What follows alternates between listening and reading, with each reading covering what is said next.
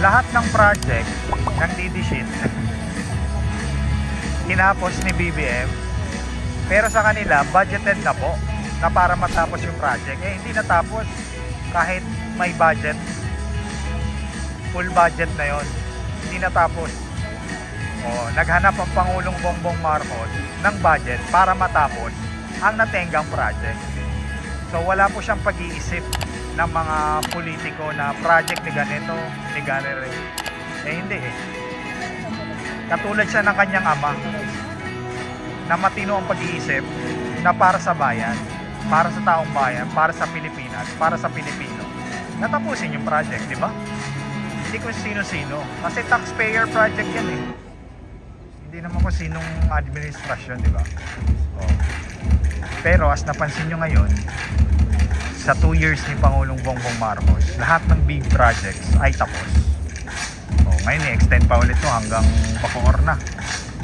Okay, phase 1 pa lang to, may phase 2 pa, may phase 2. Hanggang phase 100. Papuntang Bicol na to.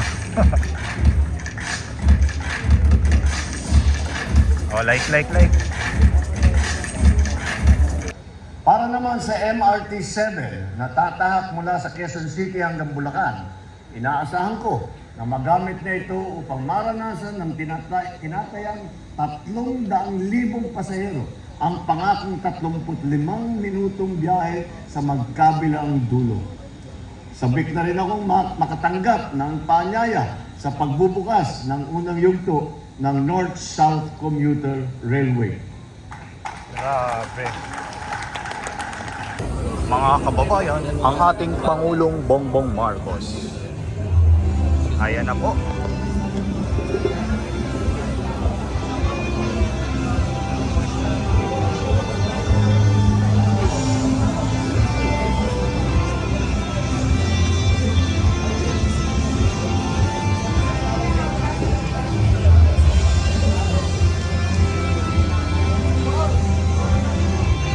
Poging-pogi ang ating Pangulo. Ayan na po.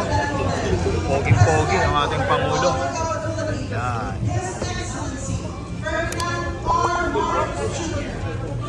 Ayan na po. Ay, grabe. Poging-pogi oh. Tapos na naman ang project. Samahan natin, sasakay si President. Sasakay siya, guys. Yan, grabe. Sir, ano masasabi mo na tapos na yung ginagawa nyo? Masaya. Malaking tulong to sa mga passengers.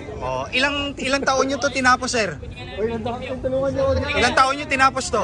Almost 4 years po. 4 years? Grabe, ang bilis. Sir, sige na, sir. Yung mga dating sokay namin, halika kayo dito. Sir. Sir. Ano masasabi nyo, sir? So, tuloy-tuloy ito, sir, hanggang Bacoor. Hanggang Bacoor. Cavite. Wow, grabe. May 3 station pa na gagawin. Sir, ano nafe-feel nyo na ang phase 1 tapos na po? Proud na proud kayo. Kasi yung mga tax sa amin dito rin mapunta. Yun. Sana may free rides. Sana may Oo nga eh. Grabe. Sana ngayon pasakayin kami. Ah, Ano ba naman mo kuya?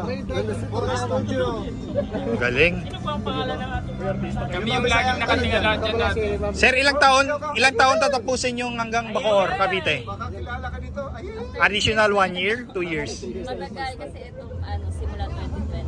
4 years Ah. ang tinapos ng Ang Nung grabe. ginagawa pa lang ito, ma'am, dito na talaga kayo. Nung first pandemic pa lang, dito na kami. Grabe. Sige, pasok. So, puro engineers po kayo? Pasok na tayo, tara. Okay. Okay. Mapapasok kayo ma'am. So guys, pag may PWD, yan. Pag may buntis, naka wheelchair, so dito po sila, no? Yan. So, PWD friendly ang ating LRT1. Extension na trend. Grabe. Ano nila kasi Oo. talagang may para sa mga ano ngayon. Oh. Para sa mga Grabe. Ganda. So dito na guys, no, inauguration to ng LRT 1 Cavite Extension Phase 1. So hanggang dito po siya yung Phase 1 natin. So nandun yung tren sa pinakadulo, as you can see. So dito po mag-inaugurate ang ating Pangulong Bongbong Marcos. Dito lang po siya sa may SM Sukat. So ayan, yung mga Japanese. Yan. Papunta na po ang ating Pangulo. So nandito na po mga ibang politicians po. Mga kongresista tsaka mayor ng Parañaque. Ayan.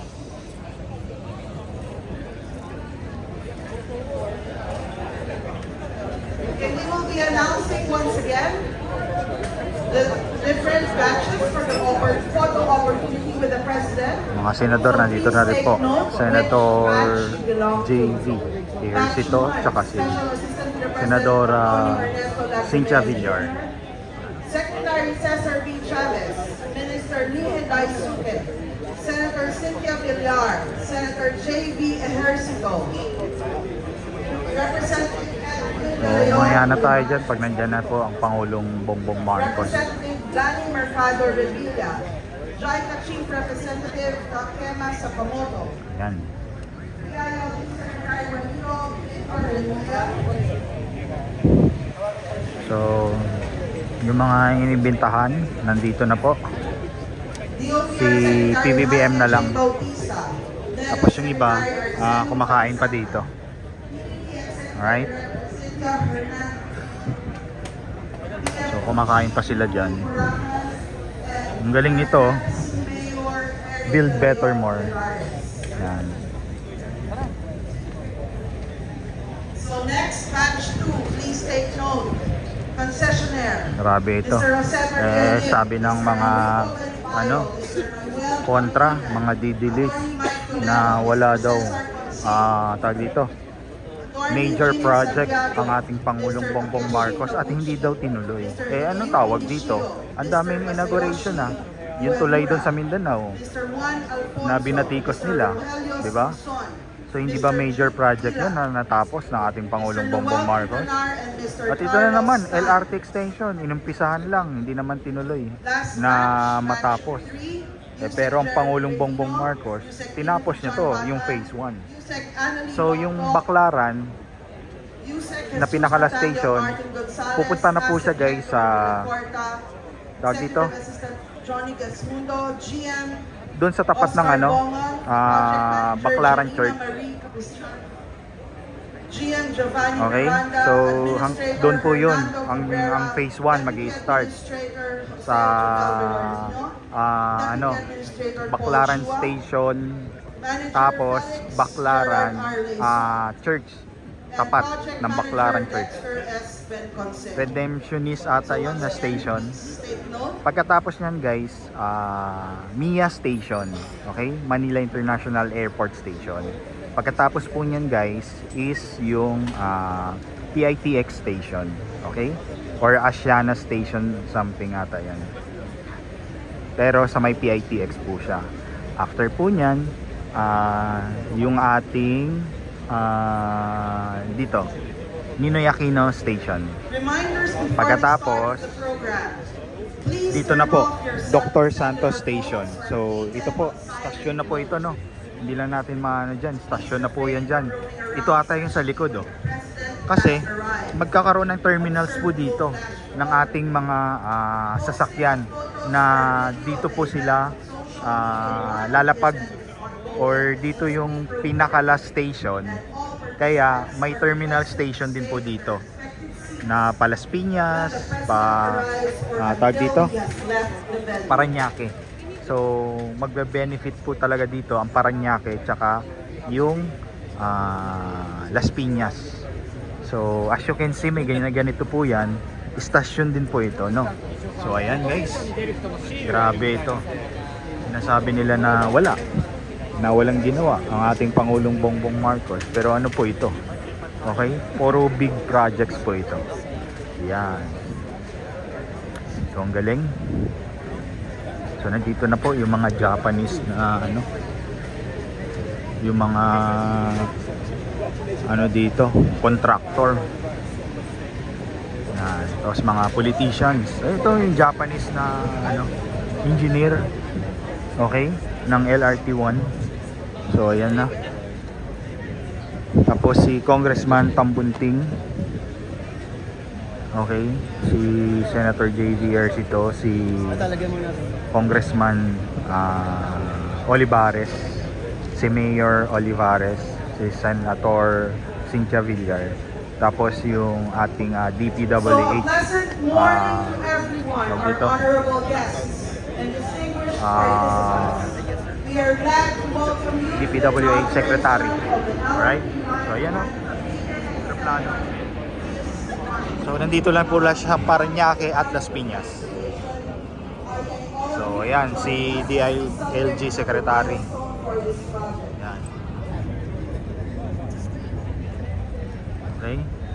Tapos sino pa dito? Sa PCSO General Manager nandun. Yan. So nandito na po mga katulong ng Pangulo sa gobyerno. Okay? Marcos Admin. So ayan guys, mag-i-start na po tayo. Bigyan ko po kayo ng update dito, no? Sa ating inauguration ceremony ng LRT1 Cavite Extension Phase 1. Alright? So ayan po, Sukat Station or Dr. Santos Station po. Alright? So mamaya papakita natin ang pagdating ng Pangulong Bongbong Marcos dito. Once Yeah. again, on behalf of the Department of Transportation, I thank all of you for joining us as we celebrate another month. Today, we're going to witness one of the most milestones in the transportation sector in the country. The inauguration of the LRT Line 1 Cavite Extension Phase 1. The government, both the national and local, aims for one thing, and that is to ensure a sustainable future in the Philippines in every sector, including our transportation system. In fact, over the past years, it has been the government's goal to make an adequate public transportation infrastructure so that all Filipinos have the mobility to go from one place to another with ease. Thus, we recognize that this LRT Line 1 Cavite Extension Phase 1, which is also made possible through a public-private partnership agreement, is one of the government's huge undertakings in our pursuit of having a sustainable, modern transportation system here in the Philippines. As we know, rail transport is the most sustainable mass transit system. According to studies, it is energy efficient, which enables the reduction of carbon emissions. Moreover, investing in railways can not only help alleviate traffic congestion, but the travel time of Filipino commuters will be reduced, allowing them to arrive at their destination with less hassle.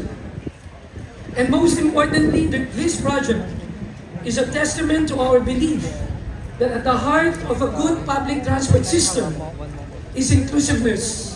It means that no matter what background you are or where you are, Filipino commuters must enjoy a more convenient and seamless trip in our public transportation system, and that everyone should have access to it.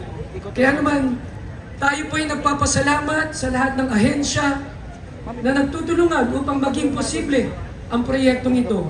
The Department of Transportation, the Light Rail Transit Authority, the Light Rail Manila Corporation.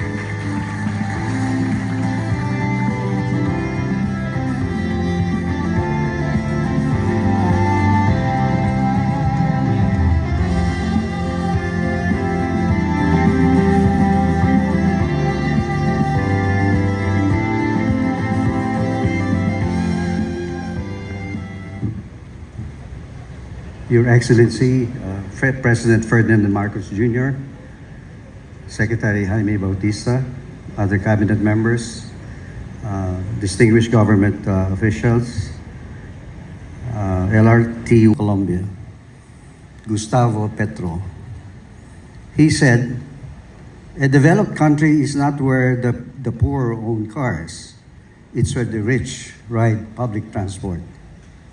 This remark is germane to this inaugural ceremony and is readily proven whenever we travel to visit Japan.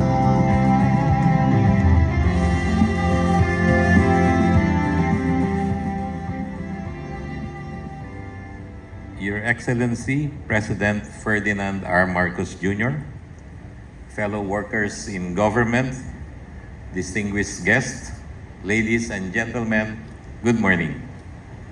Today's opening of the South Extension of LRT Line 1 marks a significant milestone to this first elevated railway inaugurated during the administration of our President's father, President Ferdinand E. Marcos Sr. And now, the LRT1 Cavite Extension is hailed as the first rail project to be opened under President Ferdinand R. Marcos Jr. This line extension, which will run for 11.7 kilometers, has been much awaited by residents of Parañaque, Las Piñas, Bacoor, and other communities in Cavite.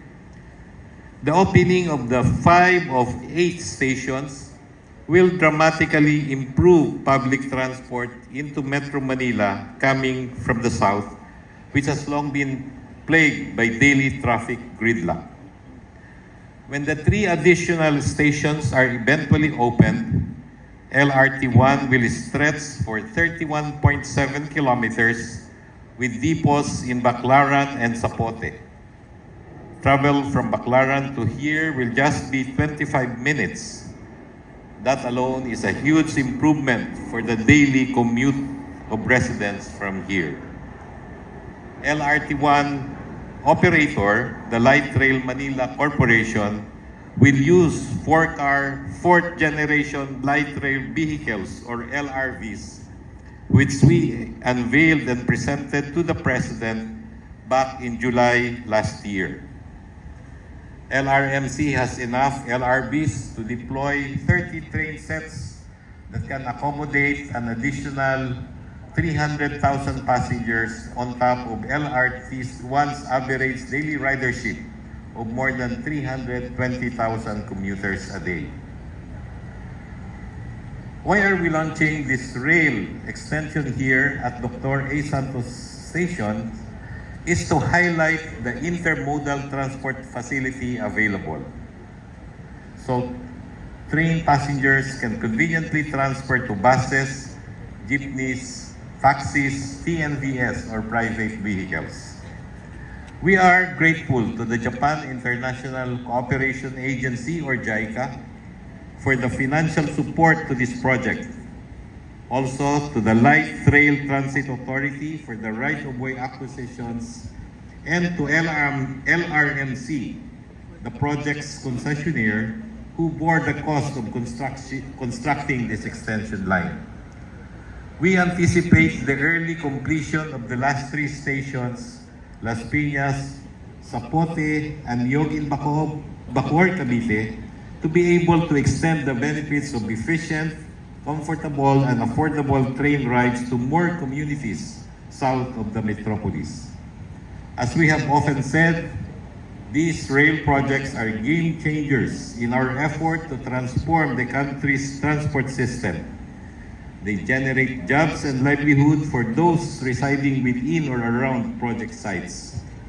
They steer economic activity through a ripple effect in various sectors. It is then with pride that we present the completion of this train project to the Filipino people as we march tungo sa bagong Pilipinas. Magandang umaga po at maraming salamat.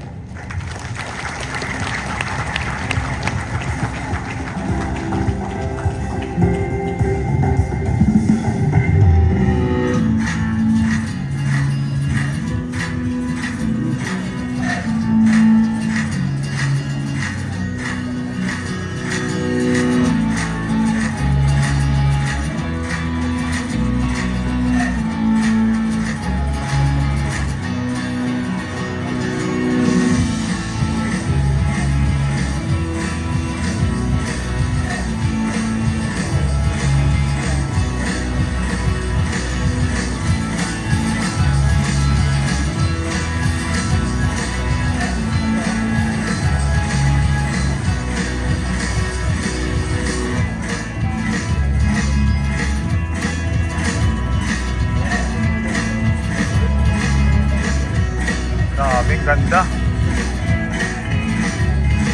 Ganda ng stasyon. Redemptoris pala. Asiana Station.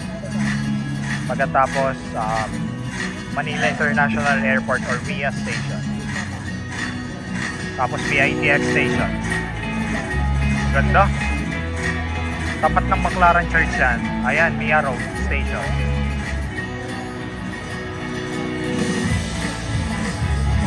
Like po tayo. Salamat po.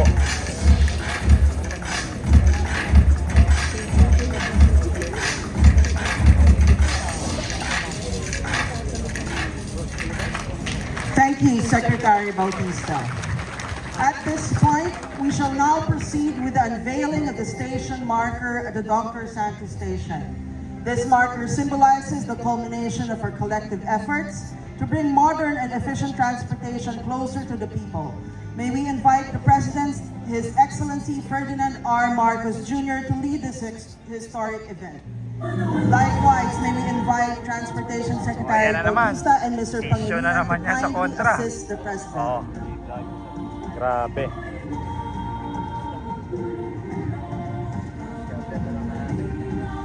Ready, Mr. President? At the count of 3. Wow. 1, 2, 3. Ay, grabe. The marker reads Congratulations. as follows. Light Ay, Rail grabe. Transit Line 1 Cavite Extension Nakakakilabot. Project Phase 1 inaugurated by His Nakakakilabot. Excellency Ferdinand R. Marcos Jr., President of the Republic of the Philippines, Yung 15 natigang November project, tapos na. 2024. The LRT-1 Cavite Extension Phase 1 is a pa lang yan. public-private partnership project of the Department of Transportation, Light Rail Transit Authority, and the LRT-1 private concessionaire Light Rail Manila Corporation. A modernization project undertaken to provide a faster and more reliable mass transportation system for the Filipino people and the traveling public. Thank you, Mr. President, and congratulations to the Department of Transportation and its partners. This moment serves as a testament to our shared vision of a more connected and efficient transportation network for all. And now, may we ask the Secretary of Transportation, Jaime J. Bautista, to introduce our guest of honor and keynote speaker. Ladies and gentlemen, the President of the Republic of the Philippines, His Excellency Ferdinand R. Marcos Jr.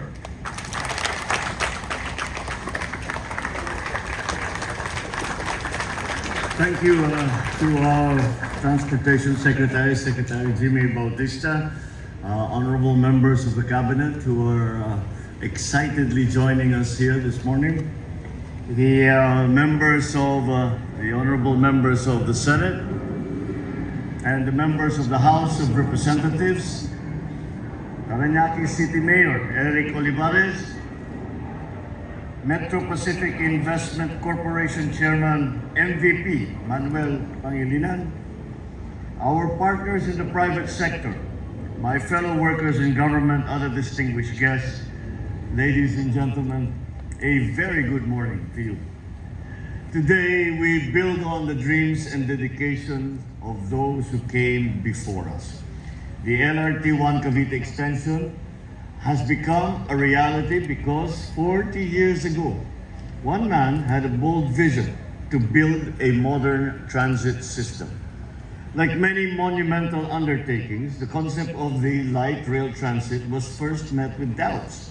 It was criticized as a project way ahead of its time, with costs way above what the country could afford and engineering challenges way beyond the expertise that we had. But despite this, 3 years later, after the groundbreaking, the first train started rolling. Rolled into history as the first rapid train system in Southeast Asia. Many people have forgotten that. But the LRT-1 was the very first light rail urban transit system in Southeast Asia.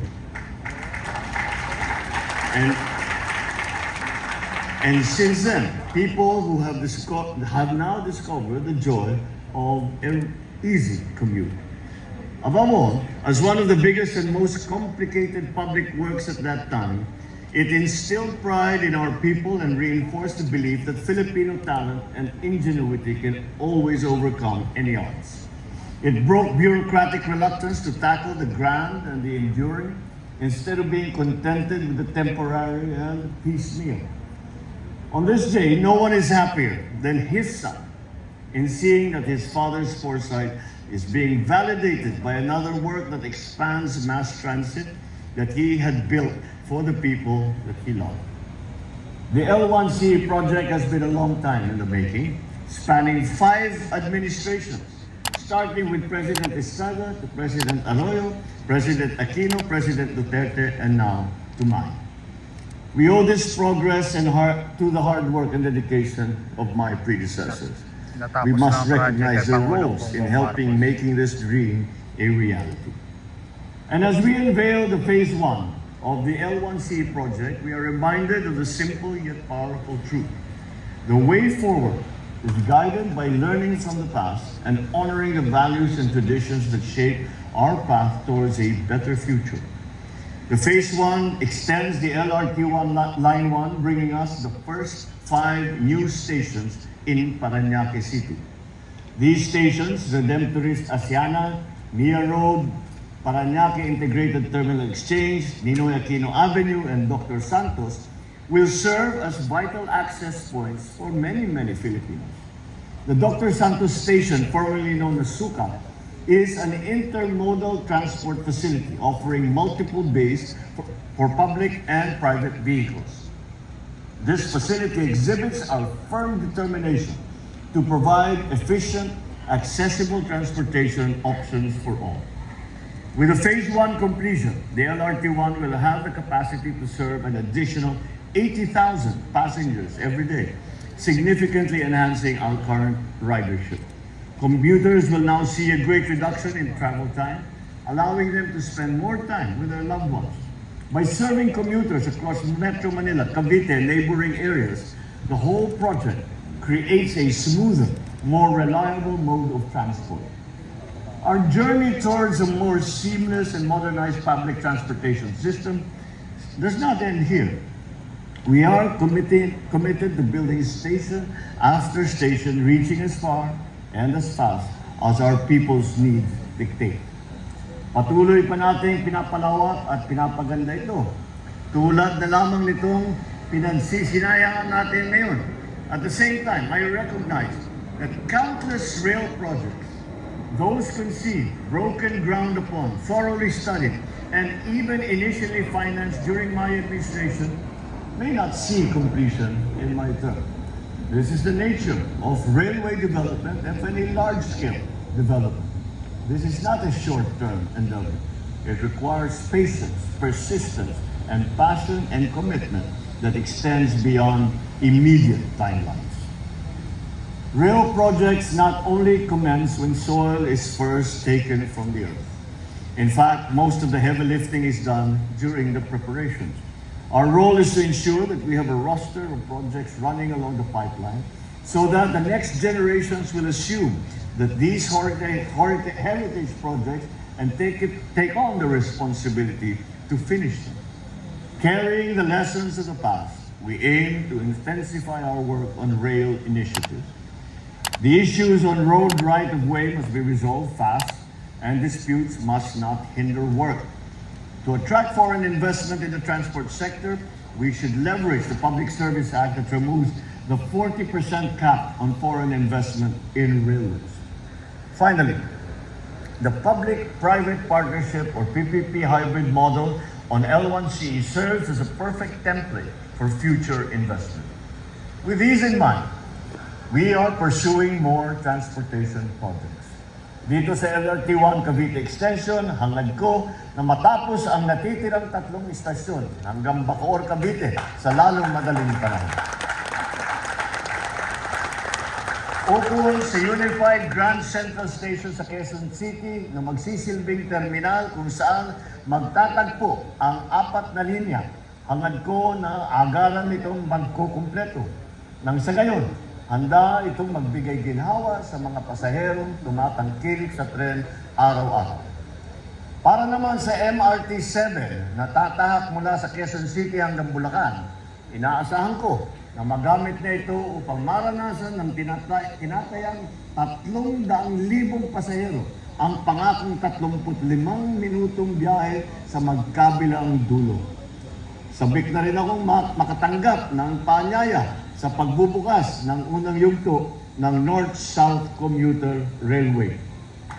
Grabe. Puro trend. Hangad ko rin na maging komportable ang mga pasahero sa MRT-3, sa EDSA at sa LRT-1.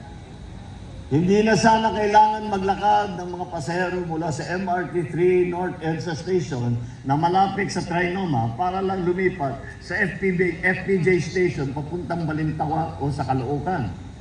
At this point, I would like to express our gratitude to the people behind the success of L1CE Phase 1 completion. Of course, the DOTR that has played a central role in all of this. The Light Rail Transit Authority, the project concessionaire, the Light Rail Manila Corporation, including our financial stakeholders and contractors, for providing the Filipino people with safe, reliable, and efficient transportation services. If ease of travel is key to prosperity, then it is in the railways that we find the drivers for growth. When we connect our hubs and our heartlands through a reliable, efficient transportation system, a people system accessible to all, we foster a truly inclusive and connected nation. Together, let us build a more tapos advanced, na ang progressive, phase 1. and prosperous bagong Ongoing yung Pilipinas. phase 2 hanggang One where every Cavite. Filipino can look towards a future of seamless connectivity, improved mobility, and the freedom to spend time on what truly matters. I took note of MVP's quotation of the Colombian president, and this is this has been actually what I have told all in the transport system, and why I have put so much emphasis on rail transport. And that is my experience in taking I've been riding trains for most of my life, simply because as a student and as a young man, it was simply the most convenient. But I think that anyone who has had any experience commuting in big cities like New York or London or Paris, you can see that the ridership is a mixed bunch. And it's not only ordinary workers who are going to work, but you also see people who clearly are people with yung may kaya. Yung mga may kaya magkaroon ng limousine, magkaroon ng naka-Rolls Royce sila nakaparada sa bahay. Ngunit, ang ginagawa nila, sumasakay sila sa tren. Dahil, yan ang pinakamabilis, yan ang pinakamaganda, at yan ang pinakaginhawa na paraan upang makarating sa kanilang pagtatrabahuhan. And that is the point at which, when we can see as we refer to them, the rich folk riding the trains as a matter of choice, before riding their fancy automobiles going to work, simply because it is the quickest way there, it is the easiest way there, then I can say we have succeeded at least partway in what we have been aspiring to do. This is the Philippines we strive for, a nation that moves forward as one. Maraming salamat po. Mabuhay po ang bagong Pilipinas. Thank you, Mr. President. At this point, may we request the President to kindly grant us a photo opportunity. First, may we call on stage the government officials, those with the brown sticker.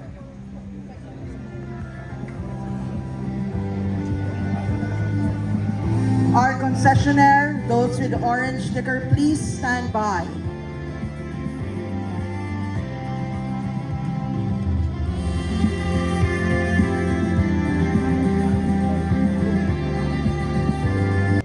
Terminal ng mga sasakyan.